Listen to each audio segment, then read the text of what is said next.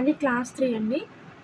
ఇప్పటివరకు మనం క్రెడిట్ గురించి, అలాగే డెబిట్ గురించి, ట్రాన్సాక్షన్స్ ఎట్లా చేయాలనేది మనం ఇప్పటివరకు చూసామండి. ఈరోజు ఏంటంటే డేట్ ఉండి ఉన్న ట్రాన్సాక్షన్స్ ఈరోజు చూస్తామండి. ఇక్కడ చూడండి, ఇక్కడ 1.4 అంటే ఫస్ట్ డేట్ 4th మంత్ అండి. 4th మంత్ ఏప్రిల్ 1st అప్పటి నుంచి ఏప్రిల్ 1st నుంచి ఫైనాన్షియల్ ఇయర్ అనేది స్టార్ట్ అవుతుందండి. సో అందుకే మనం స్టార్టింగ్ 1.4 అంటే ఫస్ట్ డేట్ ఏప్రిల్ అక్కడ రాసుకున్నామండి. అలా ఎక్కడైనా అంతే అండి, ఎక్కడైనా కూడా ఇట్లానే ఫైనాన్షియల్ ఇయర్ అనేది ఈ డేట్ నుంచి స్టార్ట్ అవుతుంది. Started business with cash 40,000 rupees. దీన్ని మనం డెబిట్లో, క్యాష్ అకౌంట్ని డెబిట్లో రాస్తాము. అలాగే 40,000 రూపీస్ అని ఇట్లా రాస్తామండి. సో ఇదంతా ఏంటంటే జనరల్, దీన్ని జనరల్ అంటామండి. అంటే రికార్డ్ రూపంలో రాసేదాన్ని జనరల్ అంటారండి. సో రికార్డ్ రూపంలో మనం ఏ విధంగా రాస్తాం అనేది ఇప్పుడు మనం చెప్పుకుంటున్నాం అండి. నెక్స్ట్ అనేది 2.4 అండి. దీనికి date 2.4 next. So cash deposited in Andhra bank 15,000 rupees.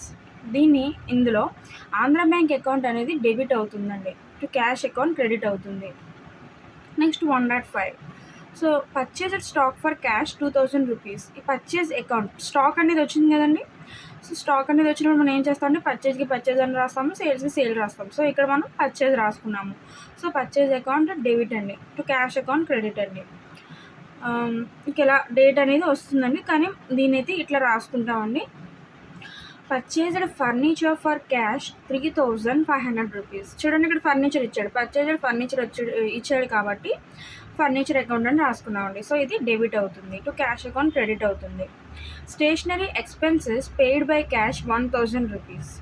Stationery expenses account debit అవుతుందండి, టు క్యాష్ అకౌంట్ క్రెడిట్ అవుతుంది. Purchased stock from Manoj 12,000 rupees. Purchased account debit అవుతుందండి, టు మనోజ్ అకౌంట్ క్రెడిట్ అవుతుంది. Purchased stock from Ravi paid cash 8,000 rupees. So purchase stock మళ్ళీ వచ్చింది కాబట్టి purchase రాస్తాం. Purchase account debit అండి, to Ravi account credit అవుతుంది. Next cash paid to Manoj 10,000 rupees. Manoj account debit అవుతుందండి, to cash account credit అవుతుంది. Purchased machinery from ABC and company 2,500 rupees. So ఇక్కడ purchased machinery వచ్చింది కాబట్టి మిషనరీ అకౌంట్ డెబిట్ అని రాసుకున్నామండి, to ABC and company account క్రెడిట్లో రాసుకున్నామండి. So purchase return to Manoj 2,000 rupees. మనం చెప్పుకున్నామండి, పర్చేజ్ ఆల్వేస్ డెబిట్ సైడ్ అండి, కానీ పర్చేజ్ రిటర్న్ ఎప్పుడు కూడా క్రెడిట్ సైడ్ అండి. సో ఇప్పుడు ఎలా రాసుకున్నాం చూడండి, మనోజ్ అకౌంట్ డెబిట్ అవుతుంది, to purchase return account credit అవుతుంది. అంటే మనోజ్ దగ్గర మనం తీసుకున్నట్టండి, ఇప్పుడు ఆయనకి మళ్ళీ మనం కొన్నది రిటర్న్ చేస్తున్నాము. So to purchase return account అనేది క్రెడిట్లో రాసుకుంటాము. Sold stock to Prasanna 9,000 rupees. Sold అనేది వచ్చిందంటే క్రెడిట్లో మనం సేల్స్ అని రాసుకుంటామండి. సో చూడండి, ప్రసన్న అకౌంట్ డెబిట్లో రాసుకున్నాము, టు సేల్స్ అకౌంట్ క్రెడిట్లో రాసుకున్నాము. Office rent paid by cash 800 rupees. Office rent account అనేది డెబిట్ అవుతుందండి, టు క్యాష్ అకౌంట్ క్రెడిట్ అవుతుంది. Received commission 1,200 rupees. Cash account debit అవుతుందండి, to commission received account credit అవుతుందండి. Sold stock to Rajesh 3,000 rupees. Received cash. So Rajesh account debit అవుతుందండి, to sales account. Sold వచ్చింది కాబట్టి sales రాసుకుంటాం, stock ఉంది కాబట్టి స్టాక్ రాయం కదండి, టు సేల్స్ అకౌంట్ క్రెడిట్ అండి. Furniture purchase from classic mart 3,000 rupees.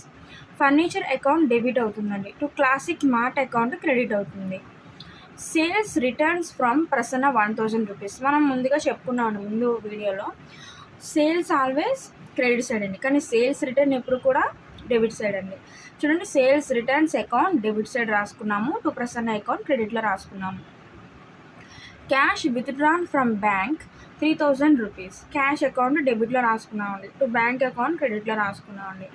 Sold furniture for cash 2,000 rupees. ఇక్కడ సోల్డ్ వచ్చింది కాబట్టి మామూలుగా సేల్ ఫర్నిచర్ అంటే ఓన్లీ ఫర్నిచర్ అకౌంట్ అని, టు ఫర్నిచర్ అకౌంట్ అని రాసుకుంటాం, కానీ సోల్డ్ ఫర్నిచర్ వచ్చినప్పుడు దీన్ని సేల్స్ ఫర్నిచర్గా రాసుకుంటాము. చూడండి, క్యాష్ అకౌంట్ ఏమో డెబిట్లో రాసుకున్నాము, ఇక్కడ టు సేల్స్ ఫర్నిచర్. మామూలుగా ఇక్కడ సేల్ అని ఉంటే సేల్ రాయనవసరం లేదండి, కానీ సోల్డ్ ఉంటే ఇక్కడ ఇలా రాసుకోవాలి, టు సేల్స్ ఫర్నిచర్. అంటే ఆల్రెడీ అమ్మేసినవి అలా వస్తే కనుక ఇలా రాసుకోవాలండి క్రెడిట్లో, to sales furniture account credit అండి.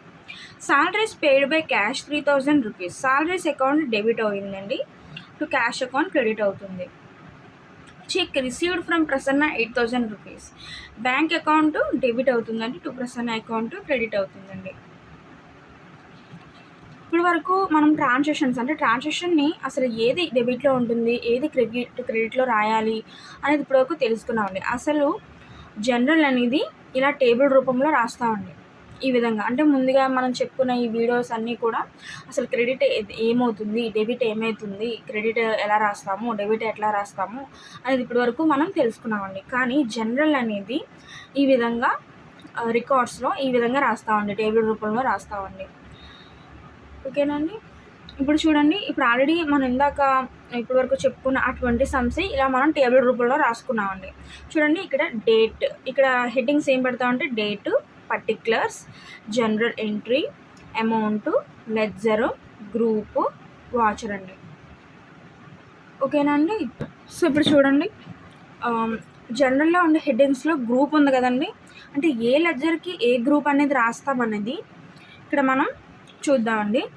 క్యాష్ అకౌంట్ అని ఉంటే కనుక దాన్ని క్యాష్ ఇన్ హ్యాండ్ అని గ్రూప్లో రాస్తామండి. ఆంధ్ర బ్యాంక్ అకౌంట్ అంటే ఏదైనా ఆంధ్ర బ్యాంక్ కానీ, కోటక్ బ్యాంక్ కానీ, స్టేట్ బ్యాంక్ కానీ, ఏ బ్యాంక్ పేరైనా బ్యాంక్ అకౌంట్ అని వచ్చినట్లయితే దాన్ని గ్రూప్లో మనం బ్యాంక్ అకౌంట్స్ అని రాసుకుంటామండి.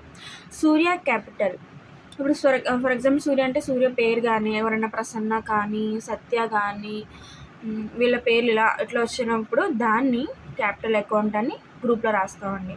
స్టాక్ అకౌంట్ అని వస్తే స్టాక్ ఇన్ హ్యాండ్ అని రాస్తామండి. Plant and machinery account, so తెలుసు కదండి, ప్లాంట్ అండ్ మిషనరీ కానీ, మిషన్స్ కానీ, ఫర్నిచర్ కానీ ఇవన్నీ కూడా ఫిక్స్డ్ అసెట్స్ కదండి. సో దాన్ని ఫిక్స్డ్ అసెట్స్ అని రాసుకుంటామండి గ్రూప్లో.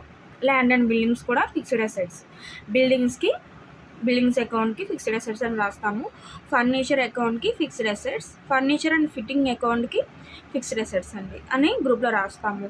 పర్చేజెస్ అకౌంట్, ఇందాక పర్చేజ్ అకౌంట్ ఉన్నది కదండి, దానికి పర్చేజ్ అని గ్రూప్లో రాస్తాము. సేల్స్ అకౌంట్కి సేల్స్ అని రాస్తామండి. పర్చేజ్ రిటర్న్ అకౌంట్ కూడా పర్చేజ్ అనే రాస్తామండి గ్రూప్లో. సేల్స్ రిటర్న్ అకౌంట్ కూడా సేల్స్ అనే రాస్తామండి. అండ్ రిపేర్స్ అకౌంట్కి ఇండైరెక్ట్ ఎక్స్పెన్సెస్, అంటే ఇండైరెక్ట్ ఎక్స్పెన్సెస్ అంటే ఖర్చులండి, ఇండైరెక్ట్గా అయ్యే ఖర్చులండి. సో ఇంట్రెస్ట్ ఆన్ క్యాపిటల్ అకౌంట్కి ఇండైరెక్ట్ ఎక్స్పెన్సెస్ వస్తుందండి. మున్సిపల్ ట్యాక్సెస్ అకౌంట్కి కూడా ఇండైరెక్ట్ ఎక్స్పెన్సెస్. బ్యాడ్ డెబిట్స్ అకౌంట్కి ఇండైరెక్ట్ ఎక్స్పెన్సెస్. బ్యాడ్ డెబిట్స్ అంటే అండి, ఇప్పుడు మనం ఏదైనా అమ్మినా కానీ, లేదంటే కొనుక్కున్నా కానీ మనీ వస్తుందో రాదో అలాంటివన్నీ కూడా దాన్ని బ్యాడ్ డెబిట్స్ అంటారండి. ఎందుకంటే అది వస్తుందో రాదో తెలియని, వస్తుందో లేదే అని కన్ఫర్మేషన్ లేని ఆ ట్రాన్సాక్షన్ని బ్యాడ్ డెబిట్ అని అంటామండి. అది కూడా దానికి గ్రూప్ ఇండైరెక్ట్ ఎక్స్పెన్సెస్ అండి. బ్యాంక్ ఛార్జెస్ అకౌంట్ కూడా ఇండైరెక్ట్ ఎక్స్పెన్సెస్ అని రాస్తామండి. ఇన్సూరెన్స్ ఎక్స్పెన్సెస్ అకౌంట్ కూడా ఇండైరెక్ట్ ఎక్స్పెన్సెస్ అని రాస్తామండి. అడ్వర్టైజ్మెంట్స్ అకౌంట్ కూడా ఇండైరెక్ట్ ఎక్స్పెన్సెస్ అని రాస్తామండి గ్రూప్. సాలరీస్ అకౌంట్ కూడా గ్రూప్ మనం ఇండైరెక్ట్ ఎక్స్పెన్సెస్ రాస్తామండి. టెలిఫోన్ ఎక్స్పెన్సెస్, టెలిఫోన్ ఖర్చులు అకౌంట్ అనేది కూడా ఇండైరెక్ట్ ఎక్స్పెన్సెస్ రాస్తామండి. జనరల్ ఎక్స్పెన్సెస్ అకౌంట్ కూడా ఇండైరెక్ట్ ఎక్స్పెన్సెస్, అంటే మనకి జనరల్గా మామూలుగా అయ్యే ఖర్చులన్నీ వాటిని కూడా ఇండైరెక్ట్ ఎక్స్పెన్సెస్ అంటారండి. Commission, interest, donation paid account అనేది వచ్చినప్పుడు, అంటే ఈ మూడిట్లో కమిషన్ పెయిడ్ కానీ, ఇంట్రెస్ట్ పెయిడ్ కానీ, డొనేషన్ పెయిడ్ అకౌంట్ అని వస్తే కనుక దాన్ని కూడా ఇండైరెక్ట్ ఎక్స్పెన్సెస్ అంటారండి. స్టేషనరీ ఎక్స్పెన్సెస్ అకౌంట్, దీన్ని కూడా స్టేషనరీ ఖర్చులు ఉంటాయి కదండి, పెన్సిళ్ళు, బుక్స్, పెన్స్, ఎరేజర్స్ ఇవన్నీ కూడా స్టేషనరీ కదండి. వీటి ఎక్స్పెన్సెస్ని కూడా మనం ఇండైరెక్ట్ ఎక్స్పెన్సెస్ అని అంటామండి. ఇంకా డిస్కౌంట్, కమిషన్, ఇంట్రెస్ట్, రిసీవ్డ్ అనేది వస్తే కనుక, రిసీవ్డ్ అకౌంట్ వస్తే కనుక దీన్ని ఇండైరెక్ట్ ఇన్కమ్ అని అంటామండి. గ్రూప్లో ఇండైరెక్ట్ ఇన్కమ్ అని రాస్తామండి. వేజెస్ అకౌంట్, వేజెస్ అంటే కూలీ వచ్చేవి, వాటిని డైరెక్ట్ ఎక్స్పెన్సెస్ అంటారండి, డైరెక్ట్గా అయ్యే ఖర్చులు. సో మ్యానుఫ్యాక్చరింగ్ ఎక్స్పెన్సెస్ అకౌంట్ అండి, డైరెక్ట్ ఎక్స్పెన్సెస్ అని గ్రూప్లో రాస్తామండి. ఫ్యాక్టరీ ఎక్స్పెన్సెస్ అకౌంట్ కూడా డైరెక్ట్ ఎక్స్పెన్సెస్ అని రాస్తాము. ఫ్యాక్టరీ ఇన్సూరెన్స్ అకౌంట్ కూడా డైరెక్ట్ ఎక్స్పెన్సెస్ అని రాస్తాము. సూర్య డ్రాయింగ్స్ అకౌంట్ కూడా క్యాపిటల్ అకౌంట్. డ్రాయింగ్స్ అంటే అండి, సూర్య డ్రాయింగ్స్ అకౌంట్ అంటే అండి మన పర్సనల్ ఖర్చులు అండి, పర్సనల్ ఖర్చులు అయ్యే అకౌంట్ అండి డ్రాయింగ్స్ అంటే, దాన్ని క్యాపిటల్ అకౌంట్గా రాస్తామండి. చంద్ర సేల్స్ పార్టీ. ఇప్పుడు చంద్ర అనేవాడు సేల్స్ పార్టీ అంటే ఆయన అమ్ముతున్నాడు, చంద్ర అనే అతను అమ్ముతున్నాడు. మామూలుగా ఇతన్ని మనం ఎందులో రాస్తామండి, సేల్ అనేది వచ్చింది కాబట్టి డెబిట్లో రాస్తాము. సో వీళ్ళకి గ్రూప్ ఏమి ఇవ్వాలంటే సన్రే డెటార్ అని రాసుకోవాలండి. కళ sales party, Ramana sales party, Srinu sales party. So వీళ్ళందరినీ కూడా సన్రే డెటార్స్ అని గ్రూప్లో రాసుకోవాలండి. నెక్స్ట్ కృష్ణ పర్చేస్ పార్టీ అండి, అంటే కొనుక్కునేవారు, వాళ్ళని సన్రే క్రెడిటర్గా రాసుకోవాలండి. వర్షిక పర్చేజ్ పార్టీ అండి, వీళ్ళను కూడా సన్రే క్రెడిటర్ అని రాసుకుంటామండి. పర్చేజ్ అంటే కొనుక్కునే వాళ్ళు వచ్చినప్పుడు పర్చేజ్ అనేది మనం డెబిట్లో రాస్తామండి. సో అందులో దీనికి పర్చేజ్ పార్టీ వాళ్ళకి సన్రే క్రెడిటర్ అని గ్రూప్లో రాసుకుంటామండి.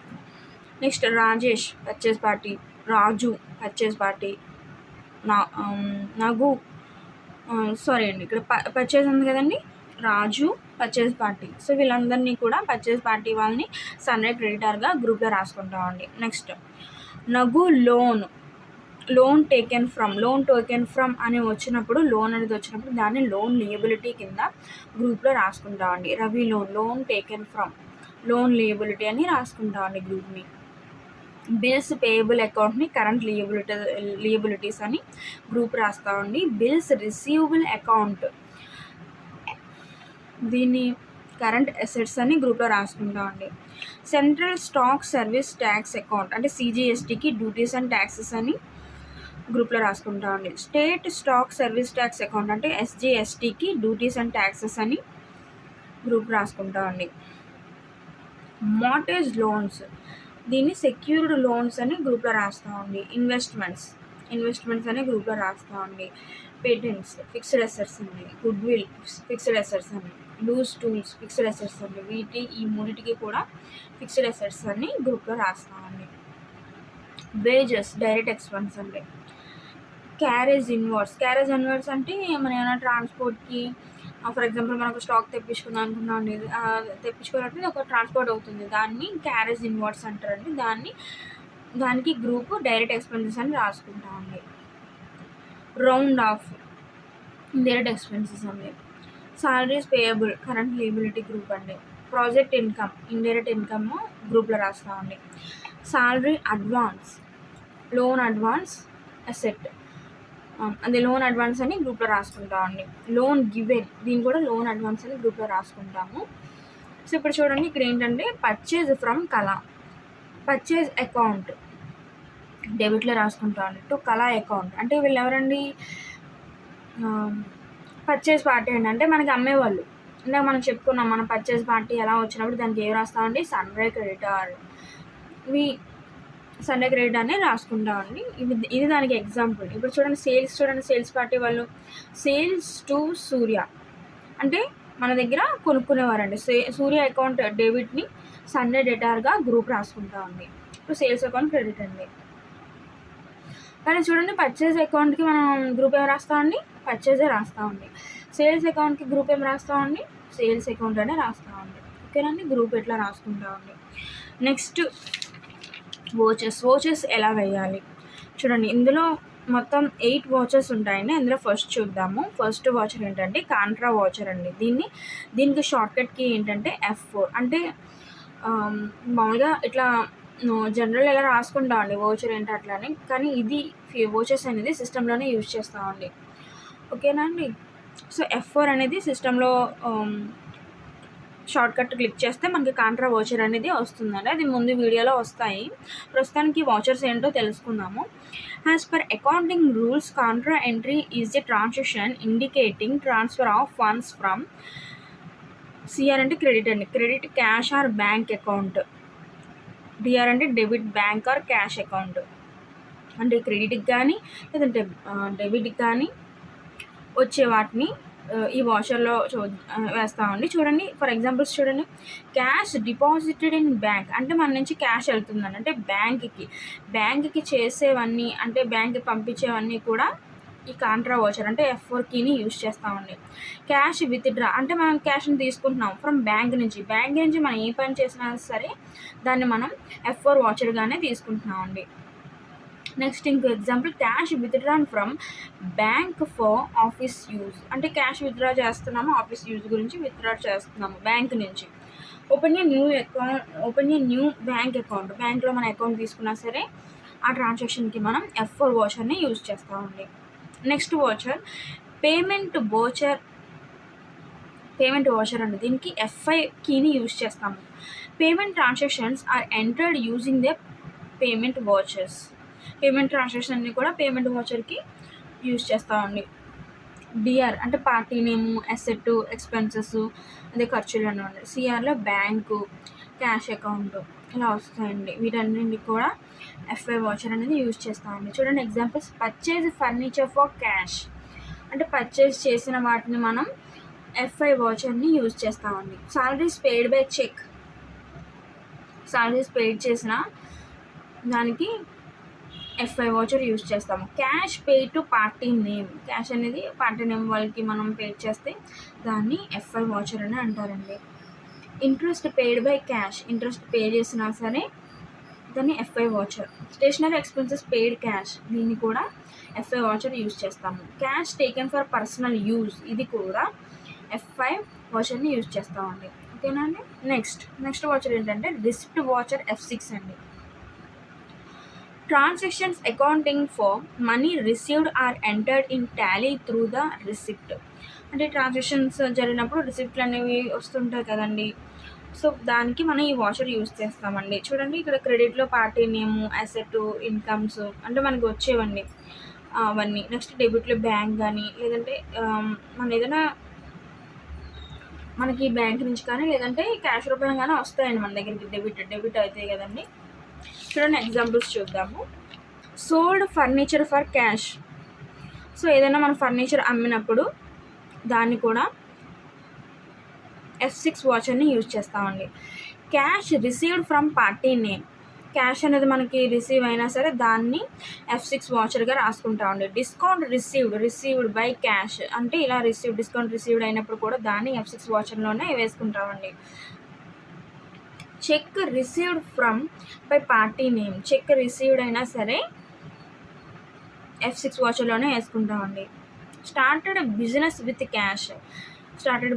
క్యాష్ అనే ట్రాన్సాక్షన్ వచ్చినా సరే దాన్ని F6 వాచర్లో వేసుకుంటామండి. ఓకేనండి. నెక్స్ట్ వాచర్ ఏంటంటే జనరల్ వాచర్ దీన్ని F7 కీలో యూజ్ చేస్తామండి. Journal entries are used if a company needs to adjust the debit and credit amounts without involving the cash or bank accounts hence they are referred to has adjustments entries అంటే అండి for example మనం ఎవరి దగ్గరైనా కొన్నా అలాగే ఎవరికైనా అమ్మినా అంటే ఇప్పుడు కొంటామండి డబ్బులు తర్వాత ఇస్తాము అని అంటాము. సో అలాంటప్పుడు అలాగే సేల్స్ మనం అమ్మినప్పుడు వాళ్ళు వస్తువు తీసుకుంటారండి డబ్బులు కూడా తర్వాత ఇస్తాము అలా అని చెప్పినప్పుడు వాటిని అలాంటి ట్రాన్సాక్షన్స్ని F7 వాచర్లో వేసుకుంటామండి. సో చూడండి CR no cash no bank అంటే డబ్బులు ఇవ్వలేదు అలాగే బ్యాంక్ నుంచి కూడా ఎలాంటి చెక్లు కానీ రాలేదు లేదంటే ట్రాన్స్ఫర్ అవ్వలేదు.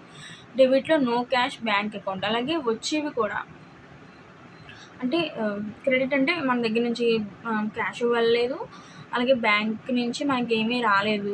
అలాగే డెబిట్ అంటే నో క్యాష్ సో మనకి ఎలాంటి క్యాష్ రాలేదు బ్యాంక్ నుంచి ఎలాంటివి కూడా రాలేదు.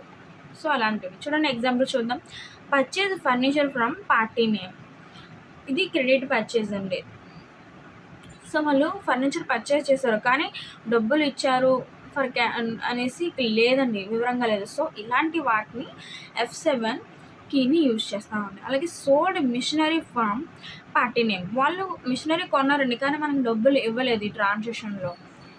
సో ఇలాంటి ట్రాన్సాక్షన్ కూడా F7 వాచర్లో వేసుకుంటామండి. డబ్బులు ఇవ్వకపోయినా లేదంటే డబ్బులు రావకపోయినా సరే దీన్ని F7 వాచర్లో వేసుకుంటామండి. నెక్స్ట్ వాచర్ ఏంటంటే సేల్స్ వాచర్ అండి. దీన్ని F8 కీని యూజ్ చేస్తాము.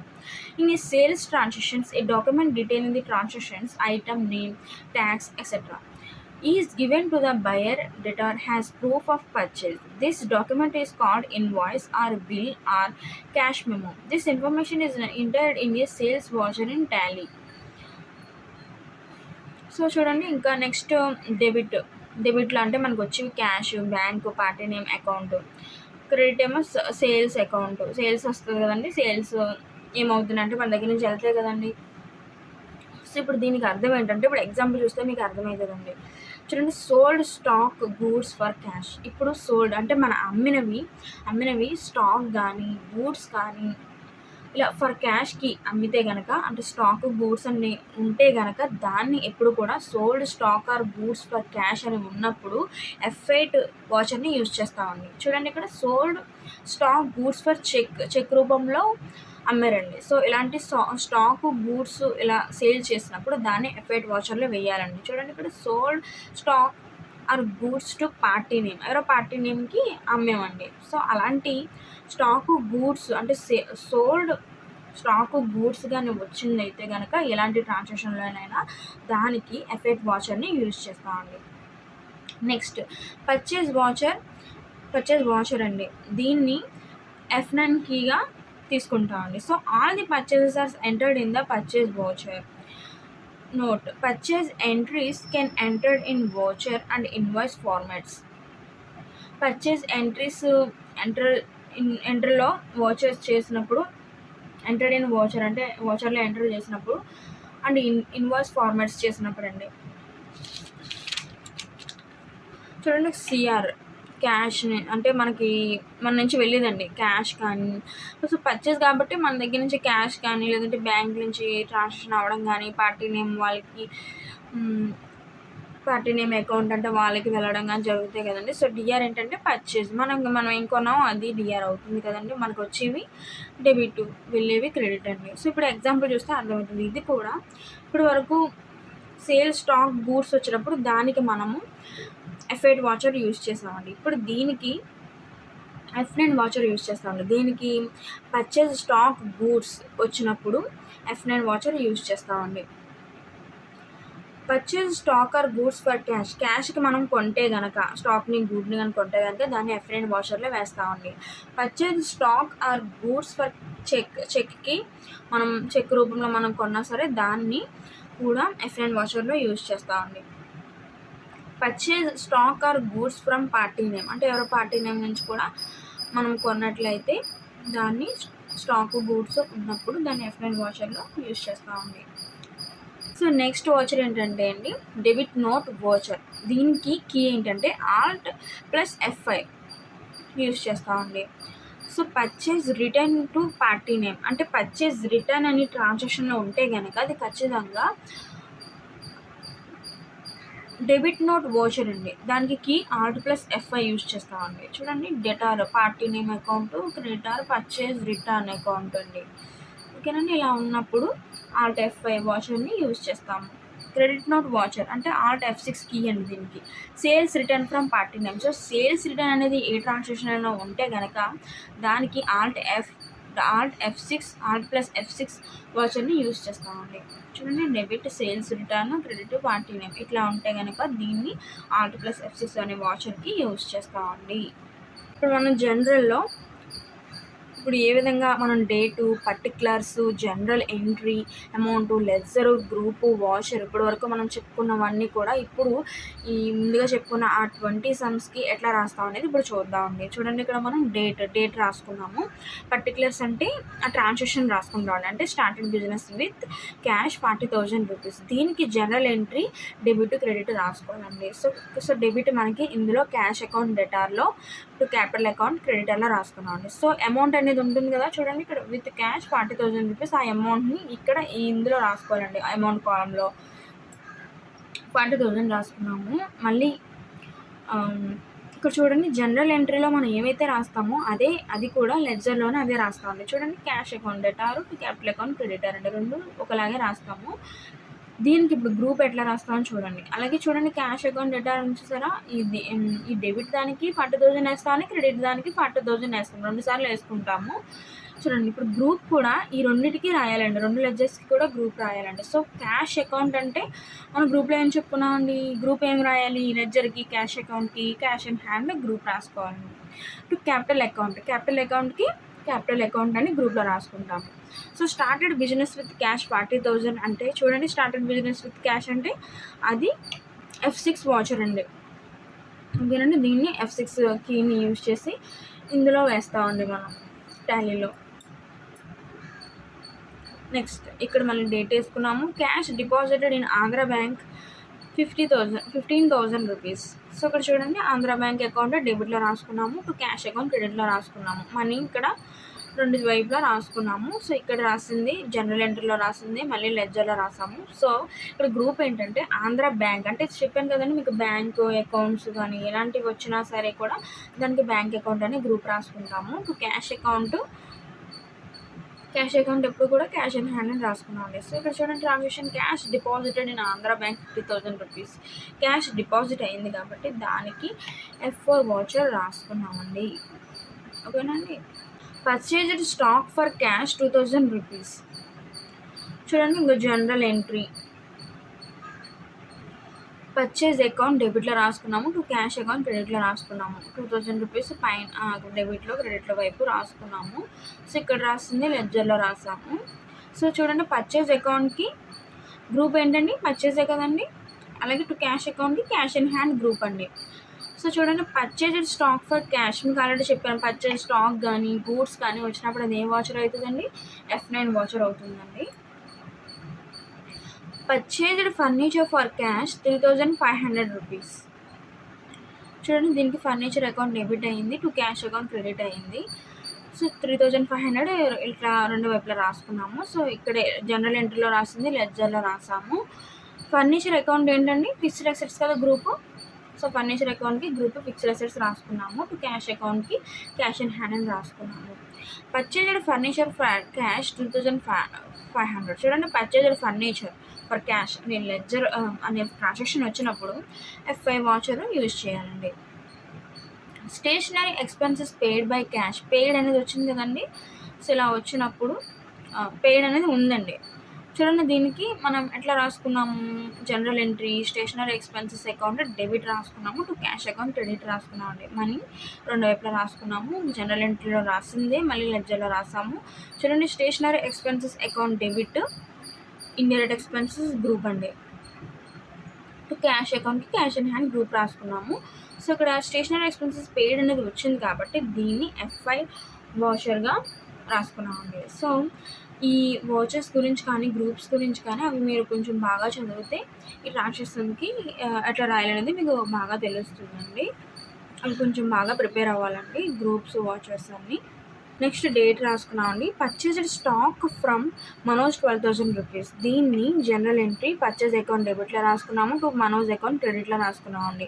మనీ రెండు వైపులా రాసుకున్నాము. జనరల్ ఎంట్రీలో రాసిందే మళ్ళీ లెడ్జర్లో రాసాము. చూడండి, పర్చేజ్ అకౌంట్కి గ్రూప్ ఏంటండి, పర్చేజ్.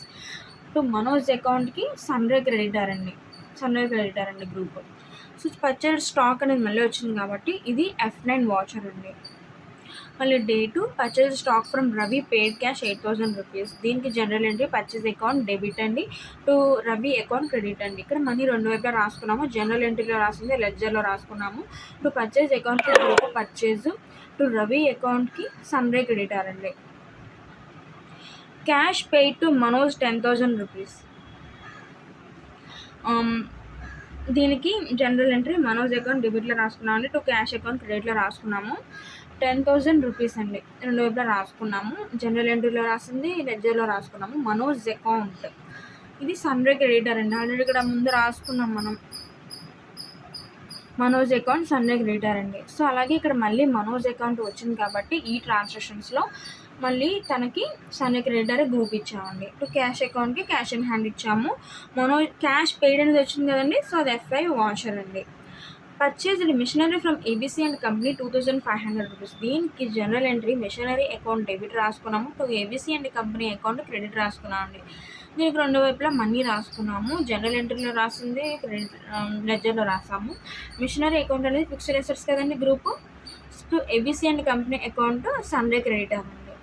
సో పర్చేజ్ మిషనరీ అని వచ్చింది కాబట్టి దీన్ని F7 వాచర్గా రాసుకున్నామండి. Purchase return to Manoj 2,000 rupees. దీనికి general entry Manoj account debit అండి, to purchase return account credit అండి. మనీ రెండు వైపులా రాసుకున్నాము. జనరల్ ఎంట్రీలో రాసింది లెడ్జర్లో రాసాము. సో మనోజ్ అకౌంట్కి సన్ క్రెడిటర్ అండి. ఆల్రెడీ ఇక్కడ రాస్తున్నాం కదా, మనోజ్ ఆల్రెడీ సన్ క్రెడిటర్ అండి. అంటే అదే ట్రాన్సాక్షన్లో మనోజ్ అని అంటే వేరే మనోజ్ కాకపోతే ఎవరో పార్టీ నేమ్ ఎట్లా అలా రిపీట్ అయితే కనుక ముందు మనం ఏదైతే రాసామో అదే రాసుకోవాలండి. మళ్ళీ సన్ క్రెడిటర్ అండి.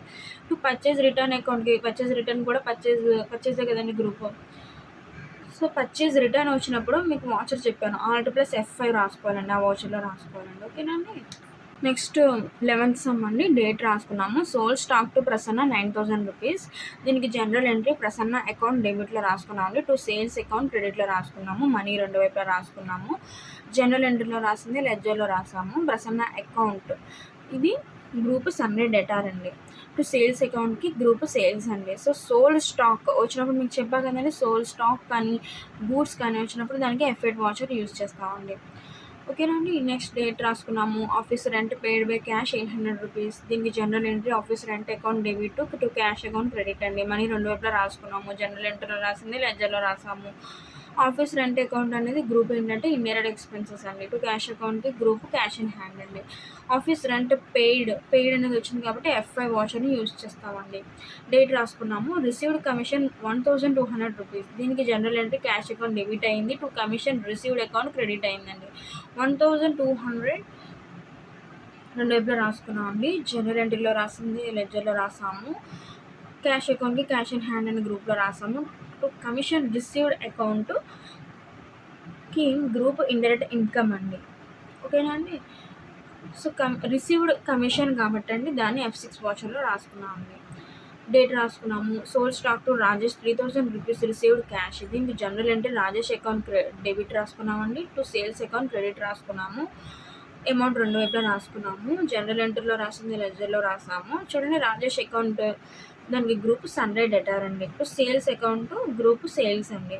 సో సోల్డ్ స్టాక్ వచ్చింది కదండి. సో సోల్డ్ స్టాక్ కానీ గూడ్స్ కానీ వచ్చినప్పుడు F8 వాచర్ వేసుకోవాలి కదండి, F8 వాచర్ వేసానండి. Next date furniture purchased from classic mart 3,000 rupees. Furniture account అండి డెబిట్ అండి. To classic mart account credit అండి జనరల్ ఎంట్రీ. సో అమౌంట్ రెండు వైపులో రాసుకున్నాము. జనరల్ ఎంట్రీలో రాసింది మళ్ళీ లెడ్జర్లో రాసాము. ఫర్నిచర్ అకౌంట్ ఫిక్స్డ్ అసెట్స్ కదండి group. To classic mart account sundry creditor అండి గ్రూప్. సో ఫర్నిచర్ పర్చేజ్ అనేది వచ్చింది కాబట్టి F7 వాచర్ యూజ్ చేసామండి. నెక్స్ట్ 16th సమ్. డేట్ రాసుకున్నాము. Sales return from Prasanna 1,000 rupees. దీనికి general entry sales return account డెబిట్లో రాసుకున్నాము. టు ప్రసన్న అకౌంట్ క్రెడిట్లో రాసుకున్నాము అండి. మనీ రెండు వైపులో రాసుకున్నాము. జనరల్ ఎంట్రీలో రాసింది లెడ్జర్లో రాసాము. సేల్స్ రిటర్న్ అకౌంట్కి గ్రూప్ సేల్స్ అండి. టు ప్రసన్న అకౌంట్కి గ్రూప్ సన్రే డెటార్ అండి. సో సేల్స్ రిటర్న్ అనేది వచ్చింది కాబట్టి దీనికి ఏంటండి Alt+F6 అండి. నెక్స్ట్ డేట్ రాసుకున్నాము. Cash withdrawn from bank 3,000 rupees అండి. దీనికి జనరల్ ఎంట్రీ క్యాష్ అకౌంట్ డెబిట్లో రాసుకున్నాము. టు బ్యాంక్ అకౌంట్ క్రెడిట్లో రాసుకున్నాము. మనీ రెండు వైపులా రాసుకున్నాము. జనరల్ ఎంట్రీలో రాసింది లెడ్జర్లో రాసాము. సో క్యాష్ అకౌంట్కి క్యాష్ ఇన్ హ్యాండ్ గ్రూప్ అండి. టు బ్యాంక్ అకౌంట్కి బ్యాంక్ అకౌంట్ గ్రూప్ అండి. Cash withdrawn from bank. చూడండి, బ్యాంక్ నుంచి మనం విత్డ్రా చేసినా డిపాజిట్ చేసినా అది ఇప్పుడు కూడా F4 వాచర్ అండి. Sold furniture for cash 2,000 rupees. దీనికి జనరల్ ఎంట్రీ క్యాష్ అకౌంట్ డెబిట్లో రాసుకున్నాము. టు సేల్స్ సోల్డ్ వచ్చింది కాబట్టి టు సేల్స్ ఫర్నిచర్ అకౌంట్ అని రాసుకున్నామండి క్రెడిట్లో. మనీ రెండు వైపులో రాసుకున్నాము. జనరల్ ఎంట్రీలో రాసింది లెడ్జర్లో రాసాము. క్యాష్ అకౌంట్కి గ్రూప్ క్యాష్ ఇన్ హ్యాండ్ అండి. టు సేల్స్ ఫర్నిచర్ అంటే ఫిక్స్డ్ అసెట్స్ గ్రూప్ అండి. సోల్డ్ ఫర్నిచర్ ఫర్ క్యాష్ కాబట్టి దీనికి F6 వాచర్ని యూజ్ చేసామండి. డేట్ రాసుకున్నాము. Salaries paid by cash 3,000 rupees. దీనికి జనరల్ ఎంట్రీ సాలరీస్ అకౌంట్ డెబిట్లో రాసుకున్నాము. టు క్యాష్ అకౌంట్ క్రెడిట్లో రాసుకున్నాము. మనీ రెండు వైపులో రాసుకున్నాము. జనరల్ ఎంట్రీలో రాసింది లెడ్జర్లో రాసాము. సాలరీస్ అకౌంట్కి గ్రూప్ ఇండైరెక్ట్ ఎక్స్పెన్సెస్ అండి. క్యాష్ అకౌంట్కి గ్రూప్ క్యాష్ ఇన్ హ్యాండ్ అండి. సాలరీస్ పెయిడ్ అనేది వచ్చింది కాబట్టి దీనికి F5 వాచర్ అనేది యూజ్ చేస్తామండి. నెక్స్ట్ డేట్ రాసుకున్నాము. Cheque received from Prasanna 8,000 rupees. చూడండి, దీనికి general entry bank account debit రాసుకున్నాము. టు ప్రసన్న అకౌంట్ క్రెడిట్ రాసుకున్నాము. దీనికి మనీ రెండు వైపులో రాసుకున్నాము. జనరల్ ఎంట్రీలో రాసింది లెడ్జర్లో రాసాము. బ్యాంక్ అకౌంట్కి గ్రూప్ బ్యాంక్ అకౌంట్ అండి. To Prasanna account group sundry debtor అండి. సో రిసీవ్డ్కి చెక్ రిసీవ్డ్ ఫ్రమ్ ప్రసన్న కాబట్టి దీనికి F6 వాచర్ రిసీవ్ అయింది కాబట్టి F6 వౌచర్లో రాసుకున్నామండి. ఓకేనండి. ఈ 20 సమ్స్కి మనం జనరల్ అనేది ఎట్లా రాస్తాం అనేది మీకు ఇప్పుడు నేను చెప్పానండి. ఈ విధంగా రాసుకుంటాము. ఓకేనండి. ఇది టాలీ క్లాస్ 3 అండి. Please subscribe, share and like.